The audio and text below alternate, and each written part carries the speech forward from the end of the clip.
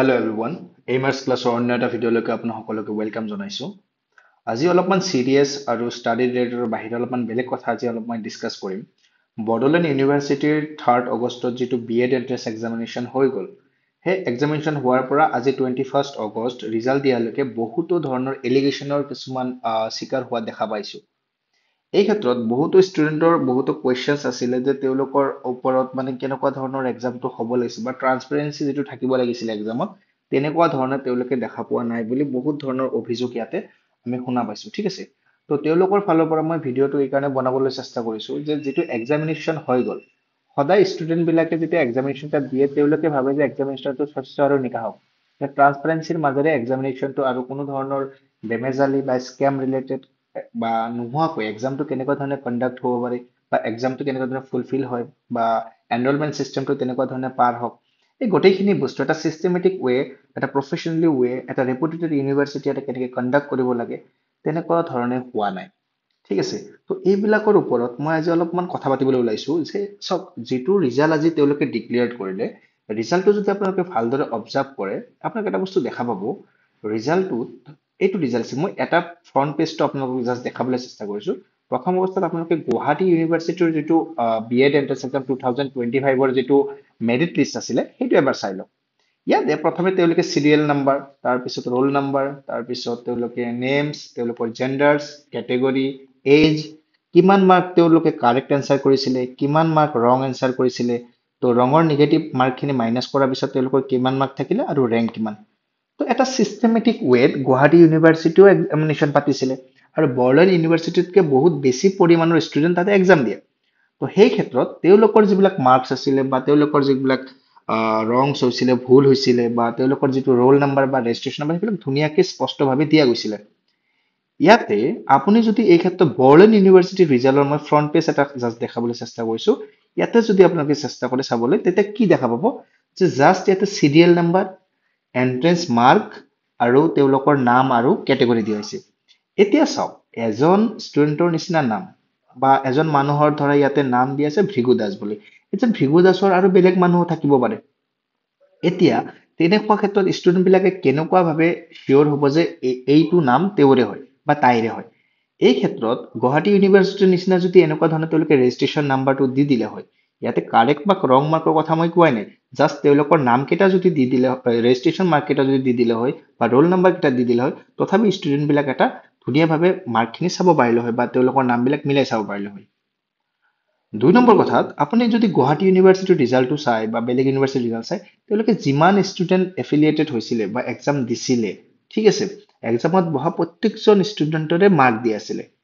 চাহে তাতে qualification mark বা কোৱালিফাই মাৰ্ক যিমানেই কম নহওক কিয় কিন্তু 14,000তকৈ ওপৰৰ ষ্টুডেণ্টে এক্সাম দিছিলে গুৱাহাটী ইউনিভাৰ্চিটিত এই গুৱাহাটী ইউনিভাৰ্চিটি এনেকুৱা ধৰণৰ টোটেল এনেকুৱা ধৰণৰ 200-300টাতকৈ ওপৰত পেজত তেওঁলোকে গোটেই কেইজন ষ্টুডেণ্টৰ এনেকুৱা ধৰণৰ mark gender roll number correct mark wrong mark চব একেলগে ৰেংক নাম্বাৰ চব তেওঁলোকে দি দিছিলে কিন্তু এই ক্ষেত্ৰত আপুনি যদি বড়োলেণ্ড ইউনিভাৰ্চিটিৰ ৰিজাল্টটো চাই মেৰিট লিষ্টটো চাই তাতে অকল লাইক 600 চামথিং 59 57 ষ্টুডেণ্টৰ সেই কথা কোৱা হৈছে 659 ষ্টুডেণ্টৰ সেই কথা কোৱা হৈছে তো বাকী যিসকল ষ্টুডেণ্টে এক্সাম দিছিলে সেইসকলৰ কথা ক'ত গ'ল তো সেইবিলাক ষ্টুডেণ্ট বিলাকৰ তেওঁলোকেতো জানিব ইচ্ছা আছে না তেওঁলোকে কিমান মাৰ্ক পালে কিমান মাৰ্ক ৰং কৰিলে বা ৰেংক কিমান তেওঁলোকে তো কেনেকুৱাকৈ ইম্প্ৰুভমেণ্ট কৰিব পাৰো তো তেওঁলোকৰ কোনো ধৰণৰ লাইক এক্সাম 1,000 বা 700-800 টকা দি এটা এক্সাম ফৰ্ম ফিল আপ কৰি এক্সাম দিয়াৰ পিছত যদি ৰিজাল্টটোৱে নাপায় তো ইয়াত বেমেজালি এটা থকাৰ প্ৰশ্নটো আহি যায় তো এই ক্ষেত্ৰত তেওঁলোকে কোনো ধৰণৰ দিয়া নাই পিছলৈকে দিয়ে নে নিদিয়ে মই ক'ব নোৱাৰো বাট মাষ্ট বি এইটো দিবই লাগিব ইউনিভাৰ্চিটিৰ প্ৰত্যেকজন ষ্টুডেণ্টৰ নিজৰ নিজৰ মাৰ্কটো চোৱাটো অধিকাৰ আছে চব ষ্টুডেণ্টৰ আৰু আৰু এটা মই কি দেখা পাইছো যে যেতিয়া গুৱাহাটী ইউনিভাৰ্চিটিৰ ৰিজাল্টটো ৰিলিজ হৈছিলে তাৰপিছত RTI কৰাৰ অপশ্যন আছিল ৰাইট টু ইনফৰমেশ্যন আপোনালোকে চাব পাৰিব আপোনাৰ OMR শ্বীটখন কুৱেশ্যন পেপাৰৰ লগত মিলাই যে আপোনালোকৰ ৰং হ'ল নে কাৰেক্ট হ'ল নে কি হ'ল এতিয়া বড়োলেণ্ড ইউনিভাৰ্চিটি এই ক্ষেত্ৰত কি কৰে বা যদি কোনো গাইডলাইন আছে মই জ্ঞাত নহয় কিন্তু এইটোও থাকিব লাগিব যে প্ৰত্যেকজন ষ্টুডেণ্ট যিবিলাকে মাৰ্কছ কম পাইছে তেওঁলোক ষ্টুডেণ্ট যাতে এইখিনি বস্তু চাব পাৰে ঠিক আছে এতিয়া আহো আৰু এটা যিটো এলিগেশ্যন আছিল ইয়াৰ ওপৰত যিটো চিলেবাছ ৰিলেটেড এলিগেশ্যন আছিলে এতিয়া যেতিয়া ইউনিভাৰ্চিটি এটা এক্সামিনেশ্যন পাতে তাৰ আগত এটা চিলেবাছ দিয়ে যে এইখিনি পৰ্চনৰ পৰা আহিব 1-2 নম্বৰ খেলি মেলি হোৱাটো একো ডাঙৰ কথা নহয় বাট এটা প্ৰপাৰ সিলেবাস যেতিয়া এটা থাকে ইউনিভাৰ্চিটি এটা তাৰ পিছত যেটো এক্সামিনেশন তেওঁলোকে কন্ডাক্ট কৰে এই এক্সামিনেশনটো সেই সিলেবাসটো ফলো কৰা দৰকাৰী কাৰণ বহুত ষ্টুডেন্ট এনেকুৱা আছে যে তেওঁলোকে এটা প্ৰফেশনাল কোৰ্সত গৈ আছে এনেই নহয় যে just normal graduation regular graduation নহয় এটা প্ৰফেশনাল গ্ৰেজুৱেশ্যন কোৰ্সত গৈ আছে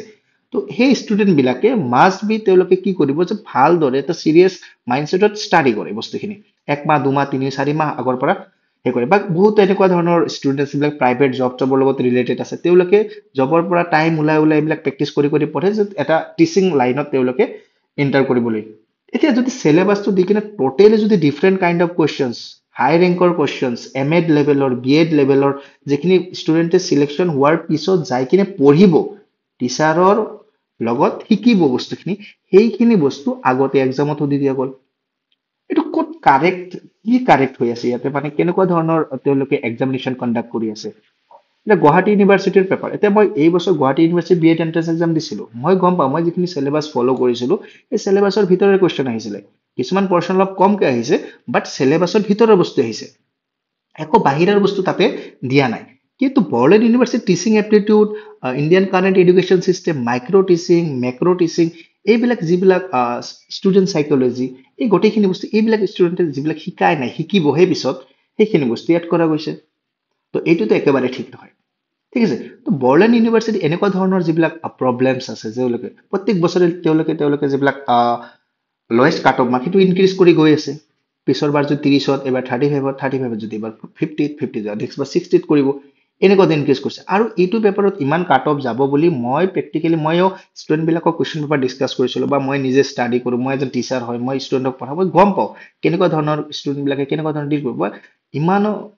যে টেলেণ্টেড ষ্টুডেণ্ট বিলাক Bodoland university Guwahati university comparison কৰি 400 আউট অফ 286 মাৰ্কছ ইয়াতে আউট অফ 185 মাৰ্কছ এইটো বহুত মাৰ্ক গৈছে ঠিক আছে তো ষ্টুডেণ্ট বিলাক যিকেইটা মাৰ্ক পাইছে ভাল কথা কিন্তু বাকী যিবিলাক পোৱা নাই ধৰক তেওঁলোকৰ লেক অফ ইনফৰমেশ্যন আছিল লেক অফ নলেজ আছিল ধৰি ললো তেওঁলোকৰ মাৰ্কখিনি চোৱাৰ অধিকাৰ আছে নে নাই তেওঁলোকৰ সেইখিনি থাকিব লাগে এতিয়া ইয়াৰ উপৰিও যিটো তেওঁলোকৰ এক্সাম ৰিলেটেড বা তেনেকুৱা ধৰণৰ তেওঁলোকৰ আগতো এনেকুৱা ধৰণৰ কিছুমান ইলিগেশ্যন তেওঁলোকৰ ওপৰত আছিলে যে এক্সাম পেটাৰ্ণৰ যিটো নেগলিজেন্স আছিলে বা বুক প্ৰিকুৰমেণ্ট স্কেমটোৰ লগতো 33টা ইনষ্টিটিউট জড়িত আছে এইটো বেলেগ স্কেম হয় বাট এইটোতো আছিল না বড়োলেণ্ড ইউনিভাৰ্চিটিৰ লগত তো তেওঁলোকৰ স্কেম ৰিলেটেড আগতো কিছুমান কেছেছ পোৱা গৈছে বুক লাইব্ৰেৰীয়ান ৰিলেটেড তো এই ক্ষেত্ৰত কেনেকুৱা ধৰণৰ সিদ্ধান্ত ষ্টুডেণ্ট বিলাকৰ মৰেলিটিটো ডাউন হৈ যায় ষ্টুডেণ্ট বিলাক এটা ডিপ্ৰেশ্যন কেটেগৰীত সোমাই যাবলৈ পৰি যায় ঠিক আছে তো এনেকুৱা ক্ষেত্ৰত